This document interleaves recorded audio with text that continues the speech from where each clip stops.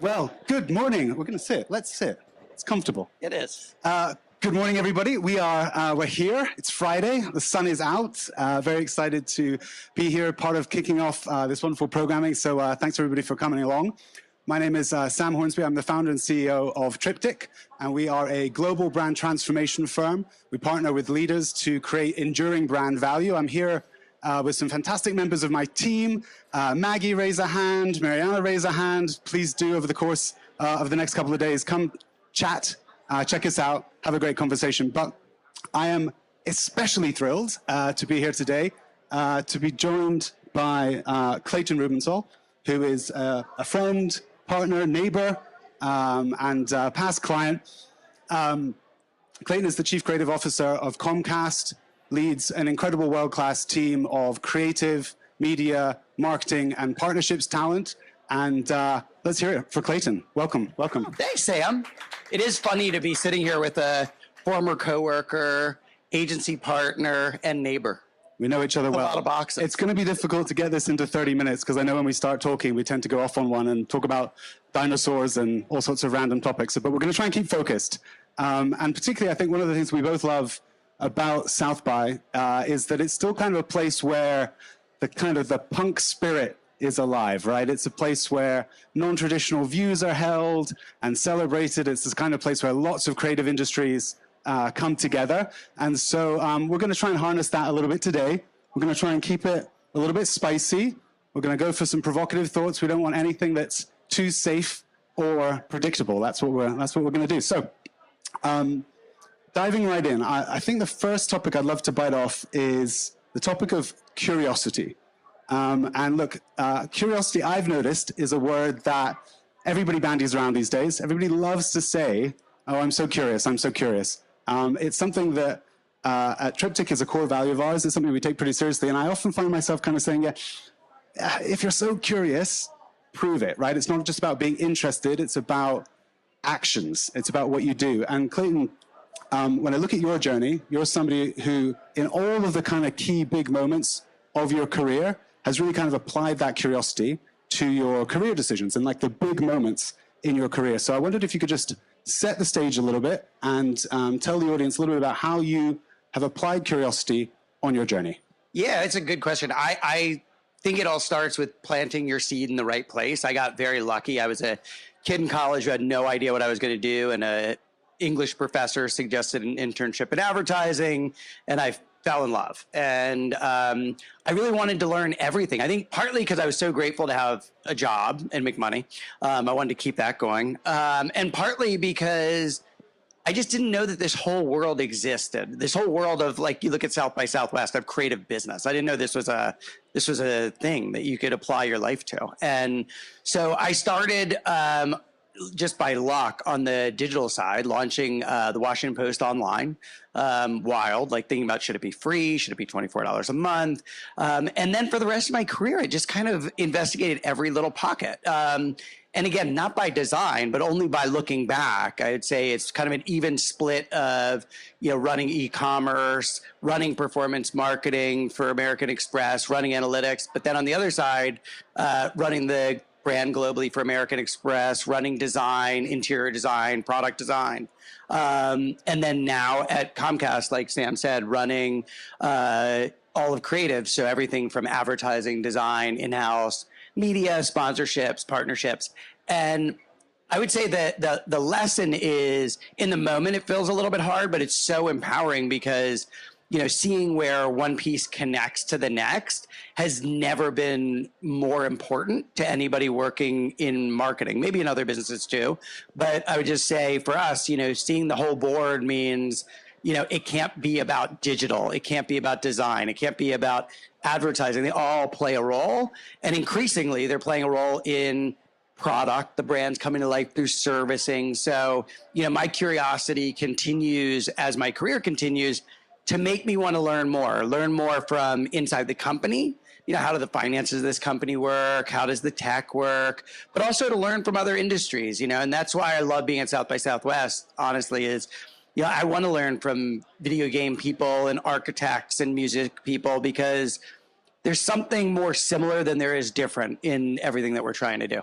Yeah, I love that. And I think it's really worth kind of calling out, just the range of those experiences, right? You've been agency side, client side, B2B roles, B2C roles. You've been on the far end of big brand thinking. You've been all the way down the other end and kind of the sharp end of analytics and American Express. So I think your vantage point is quite unique, and I'm excited to dig in more. But now you're at Comcast, and I'm sure people want to know what that's like. But through the curiosity lens, when you first joined, which was 8 months ago? Yeah, not even 6 months. Not even 6 months. Yeah, brand new. What were you most curious about when you joined Comcast, and where is that curiosity kind of taking you now in the organization? Yeah, it's funny. I never would have dreamed I would be at Comcast. And I got a call from a recruiter, Eric, this guy with a super thick Philly accent. And, as in COVID, your whole family's kind of part of your work world behind you all the time. And he's like, hey, you want to talk to Comcast? I was like, sure, absolutely. And he's like, you don't sound excited enough. This is a big opportunity. I was like, dude, I'm totally excited. I said I would talk to them. He's like, no, go do some research and then call me back tomorrow. He hangs up, and my 10-year-old's behind me, and he said, that was super weird. And my 10-year-old's heard like a million calls with like my bosses, my partners, agency partners. So like he kind of knows what's going on. And I did some research, and I was like, oh my God, I thought it was a cable company, but they bought NBC and Universal, and they've really made this huge, big business, bigger than Disney, and really invested in their own technology and products. But I'd say what got me was actually the founding story. And I think there's a good lesson in this for anybody who's curious, which is the gentleman who started it 60 years ago, Ralph Roberts. This is what really hooked me. Maybe it's because of my age. He didn't start it until his 40s. 60 years later, it's a Fortune 30 company. So this guy, he grows up in New York. He gets out of the Navy. And the first thing he does is he starts a golf club company. He's never played golf. It doesn't work out very well. Then he switches to advertising, what a lot of people in this room do. He's a copywriter. He doesn't love it. Goes into the music business, like fake music for the elevator and the mall or the department store. He's doing that for a while, and then he goes into belt loop manufacturing. Belt loop manufacturing is actually super profitable, like whole millionaire next door kind of thing. It gives him enough money to then one day hear about the cable business. And he's like, I'd like to put one ship down in that business. He buys one license in Tupelo, Mississippi. And that business ends up becoming what it is today, 60 years later, a Fortune 30 company that owns Comcast, NBC, Universal, DreamWorks Animation, and a host of other companies that don't get mentioned that are also amazing. Fandango and Telemundo and Bravo, my favorite Andy Cohen. And I just found it so inspiring. It made me want to learn more. It made me want to be part of it. And for me, it really shaped kind of the vision of my job ahead, which is that whole falling in love process of like the from to of like, I thought it was this, but it's actually this, is what I hope to do with Comcast for the world and for America. It's an awesome story and a great example of what can happen if you just keep applying that curiosity again and again and again through your career. Okay, I'm going to switch gears now a little bit to another kind of provocation, which is doing the real damn work of being a brand marketing leader. I think there's a lot of narrative around all of the kind of increasing responsibilities that CMOs have today, all of the new disciplines they have to be over, all of the different directions that they're getting pulled in. And it feels like sometimes that can kind of get in the way of clarity on exactly what is the real work to be done when you're leading a brand organization, and importantly, like what's not. So I'd love your take on this, Clayton. Like, what is the real work? I mean, I would say that the biggest aha for me going from agency side to client side, actually there's two. I'll give you the real one, which is I was terrified because I thought there were things that clients knew that agency people don't. That hasn't come true yet. I'm in my third industry now and third company. And even at Amex, it was like, no, agency people know what they're doing. So check that box. But the bigger thing that I wish I had known and I could take back to the agency side is that the work of a marketer on the client side, if they're doing it well, is really about two things. Influence.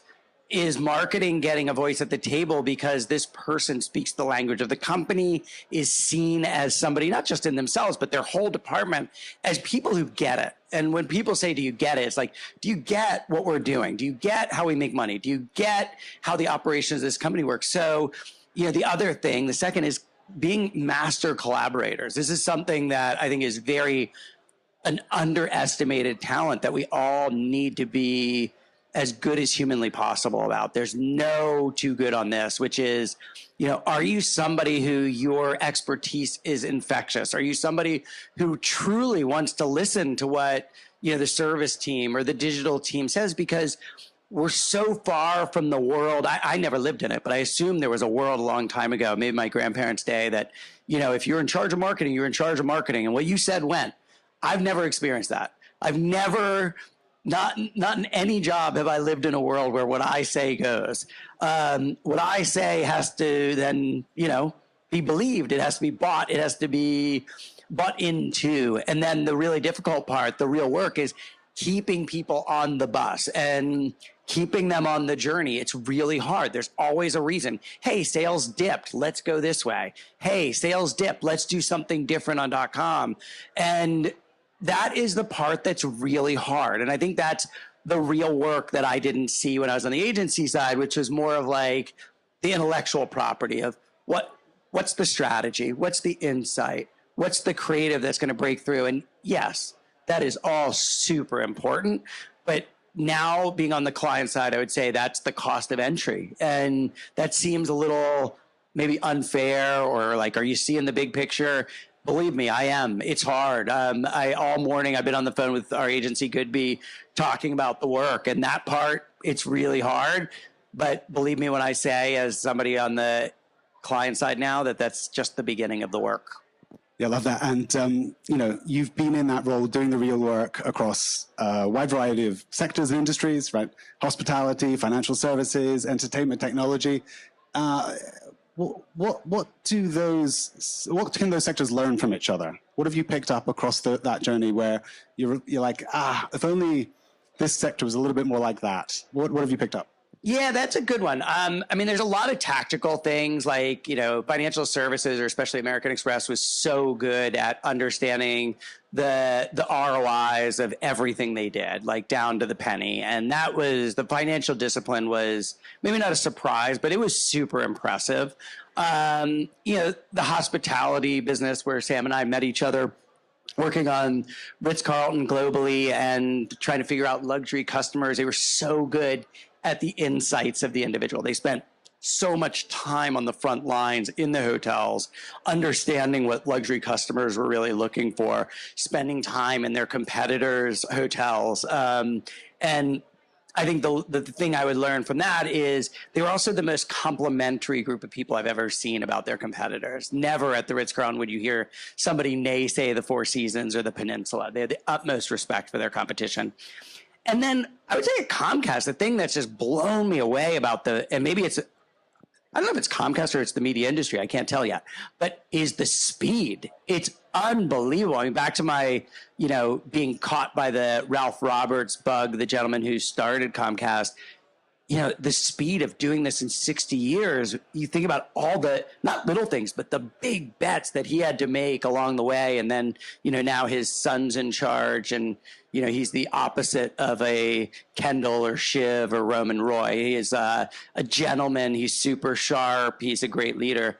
They move. It's like, oh, should we buy all those stores? Let's do it today. Let's go. It's head spinning. So I think they could all learn something from each other. That's good. I'm a bit disappointed. There aren't more Succession vibes though there at Comcast, but it's irresistible. I'll take your word for it. It's irresistible. Yeah.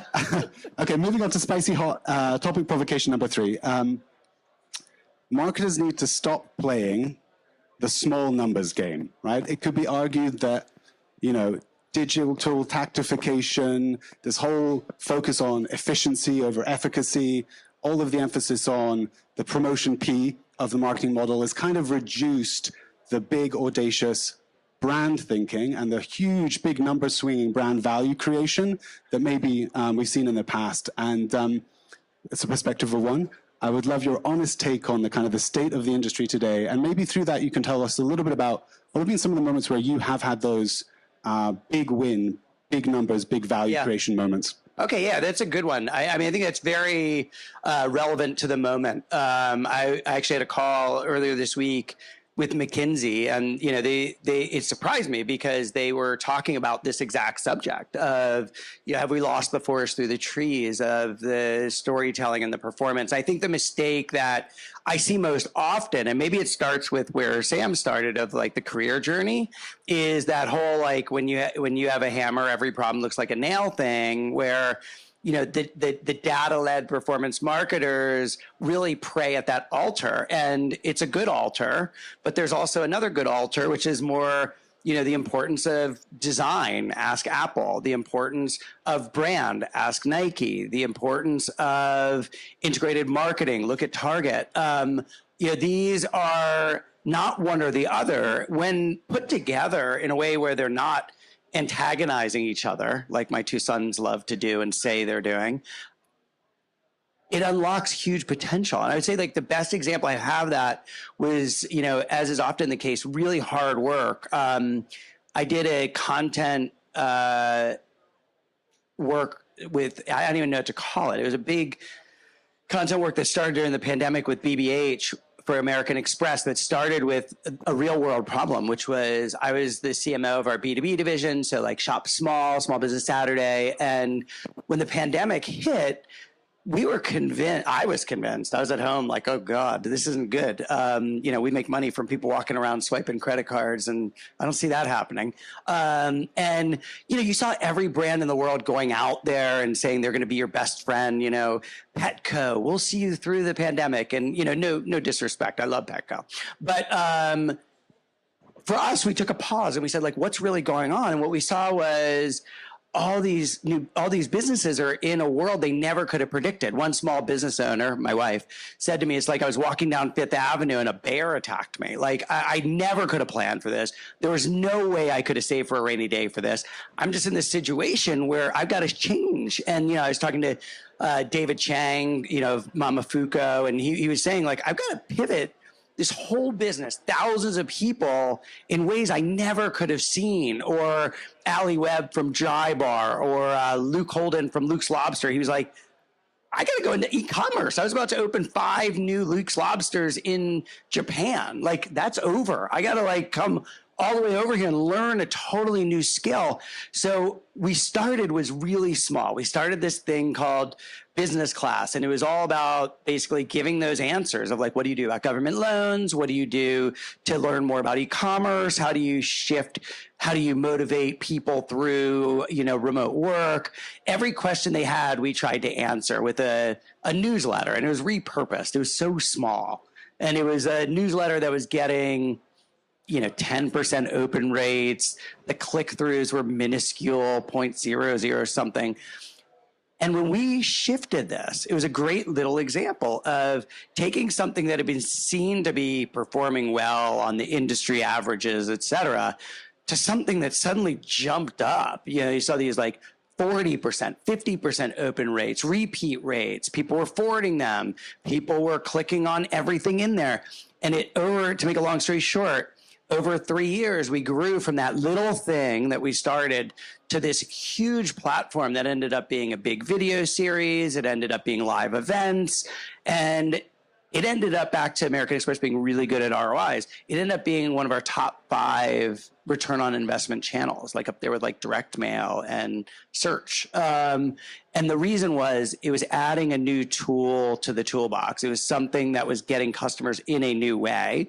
It was speaking to a new audience. And it was also doing a lot of really good business things. It was mitigating the risk of the cookieless world by creating more first-party relationships with people. It was giving us a treasure trove of behavioral data to then know, okay, well, this is a group of people that's probably really likely to want a loan, or this is a group of people who's not ready to buy anything, but they could probably do with more activation in the content. Here's a group of people who are really just ready to buy lines of credit or credit cards.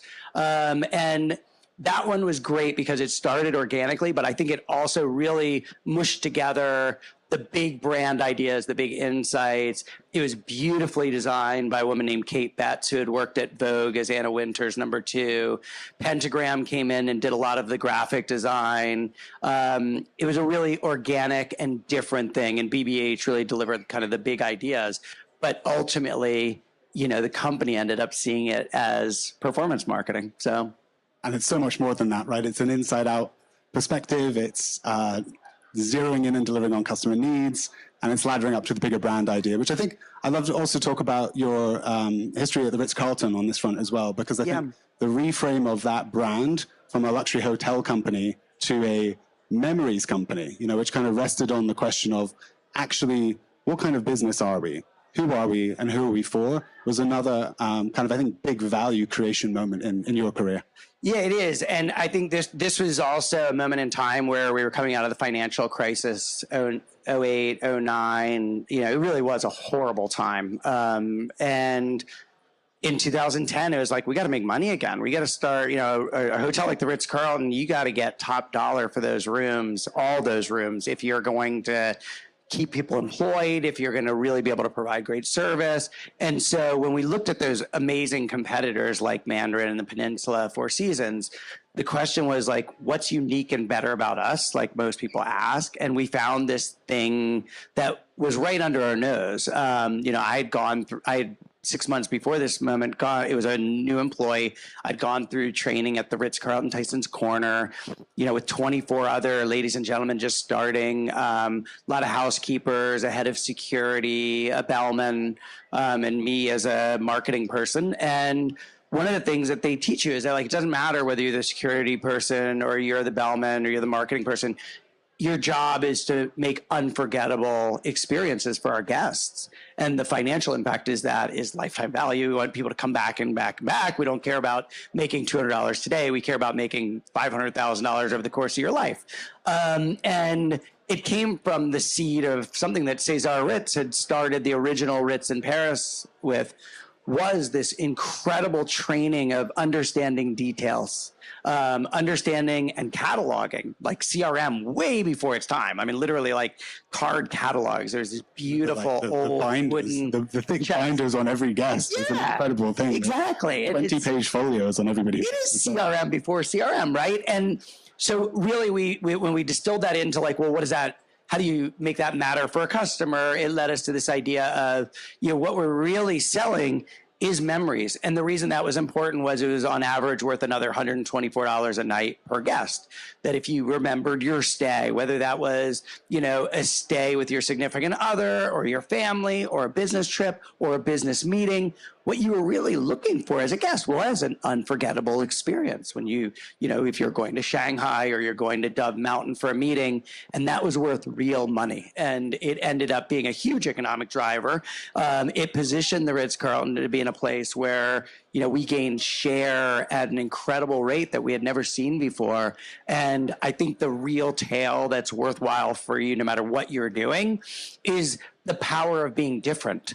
Because, look at that category. I mean, we all love hotels, especially in that comp set. They're all beautiful. They all have great food. They all have amazing design. They all have great staff.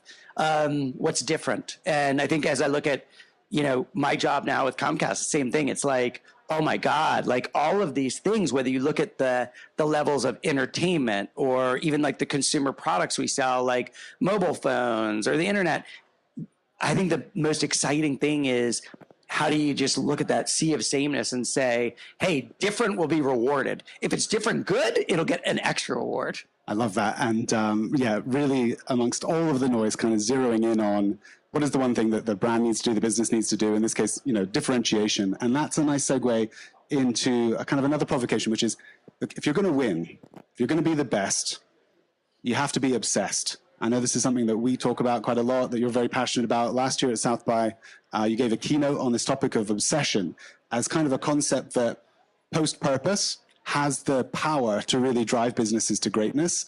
And I wonder if you could talk a little bit about that concept of obsession and why it's so important. I would love to. Thank you, Sam. So this is something that I'm incredibly passionate about. I have like huge notebooks on it and I collect stories all the time. If I was more productive, maybe I'd write a book. what I saw was that brand purpose works great if you actually have a purpose. Then fantastic, check, you're good. For other companies where they're like scratching their head around the table, looking at this brand purpose idea and saying, ooh, what should we talk about? I think it's a little tougher. And that idea led me to think about like, well, every company has something. I've never worked for any brand that didn't have some great story to tell, whether it was about their products or their service or something unique that they did, or even their origin story. There's always something. And what I saw missing was more of a focus that, you know, if you had a real brand purpose of Patagonia or somebody like that, it's really clear, right? Like this is how you started the company. This is what you do. If you didn't, it ended up in this broad, generic place. And so that's what brought me to this idea of obsession that like, look, everybody's distracted. Everybody's got a lot going on. The employees, the customer. How do you really galvanize around something that will highlight the best of what you have to offer? And I started looking at all these stories, and one that came up that I loved was Alcoa. Alcoa is another company from the outside that might seem boring. They're in the aluminum business. And this guy, Paul O'Neill, takes over the company, and he's giving his first investor relations speech at the Waldorf Hotel, if people know where that is in New York. Stereotypical New York, super formal. And he's talking to all of these analysts, and he says, as the new CEO, I'm going to focus on safety. We're going to be obsessive about safety. That's it. And all these people shoot their hand. What are you going to do about, you know, your cost of funds? You're not competitive in Asia. You have a million problems. Like safety is not it. And this investor tells a story of literally, this is before cell phones, running to the payphone bank and selling as much Alcoa stock as he could. He ran a huge mutual fund.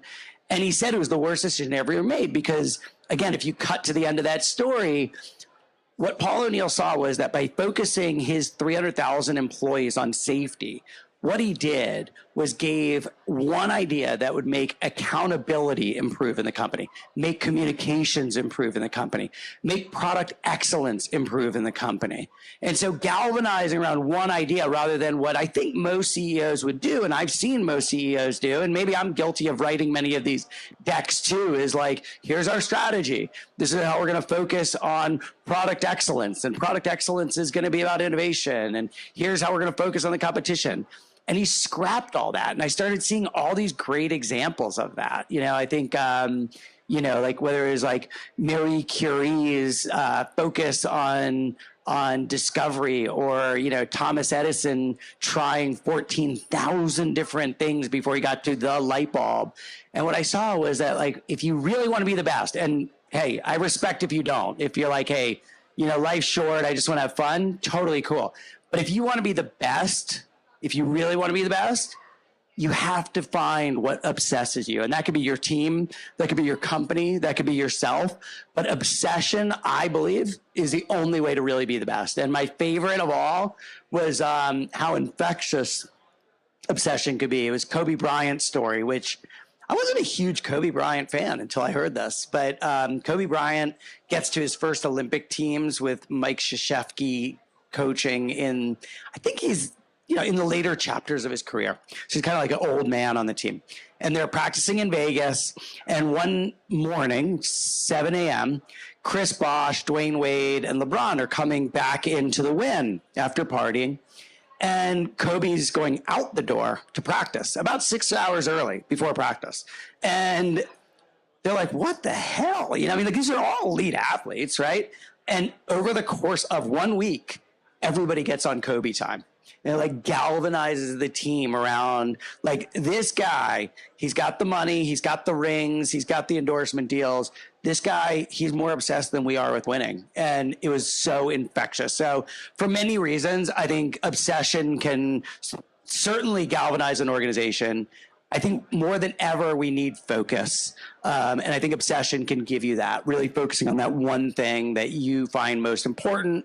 And then lastly, I think there's other benefits. I think the idea of somebody who really is obsessed with something is incredibly infectious. It's very attractive. When I meet somebody who's obsessed with anything, I met a young woman last night who's obsessed with her photography and is like, I just wanted to learn more and hear more.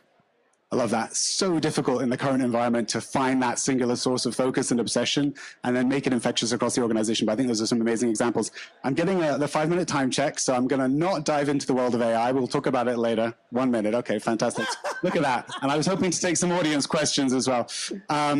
Okay, final thought and kind of provocation for you, Clayton, as we wrap this up. But look, you work at Comcast. It creates some of the most sort of famous culture-shaping IP and experiences. It produces a lot of creative. But I suppose my provocation is making creative doesn't make a business a creative business. What is your point of view on creativity and its role in driving business value?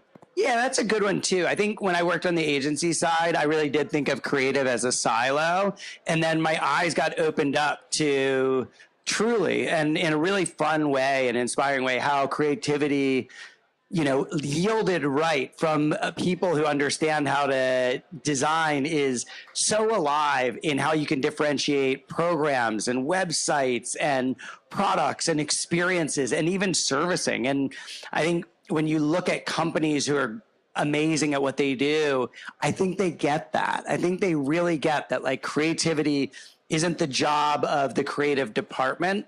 It truly is a way of thinking, a way of living, a way of working that's looking for opportunities to differentiate and improve in everything they do. And I think that's the most fun part about working on the client side, is there's so many of those amazing opportunities through an organization. Yeah, and really creating a culture where people can take those risks and fail fast, but be bold. Okay, I know we're getting called off the stage, so thank you, Sam. I want to thank Clayton. Please give him a round of applause. I love thank you, Sam. Some of the big provocations here, kind of takeaways for me is like, apply the curiosity. Don't just be interested, really apply it. Make sure you're playing the big numbers game, thinking about the whole brand, really moving the needle. Remember that creativity isn't just the product you're putting out, it's really the conditions that you create within the business. And Amen. And focus, and let's be more obsessed. So thanks everybody. Appreciate it. Buddy. Thank you.